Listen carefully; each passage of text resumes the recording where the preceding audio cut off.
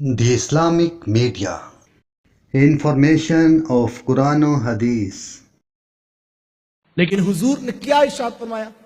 حضور میں رضا اللہ فی رضا الوالد و سخط اللہ فی سخط الوالد، میں جس کا باپ راضی ہے میں محمد ضمانت دیتا ہوں اس کا عرش کا رحمان بھی راضی ہے، اور جس کا باپ ناراض ہے اس کا عرش کا رحمان بھی ناراض ہے۔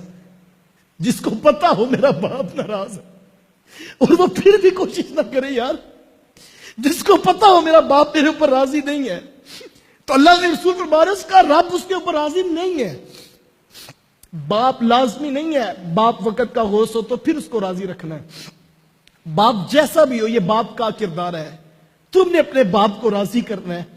خدا را اپنے ماں باپ کو راضی کر لو۔ میرے پاس الفاظ نہیں کہ میں تمہیں بتا سکوں یہ کتنی بڑی حقیقت ہے۔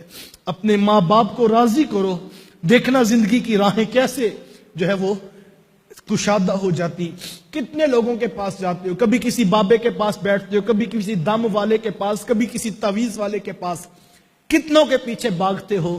صاحب ایک بوڑھا بابا تمہارے گھر پہ بھی بیٹھا ہے، کبھی وقت نکال کے اس کے پاس بیٹھو، دیکھ رہا تمہیں پتہ لگے گا کہ اس کے بوڑھے ہاتھوں کے اندر کتنی روحانیت اور کتنی نورانیت ہے۔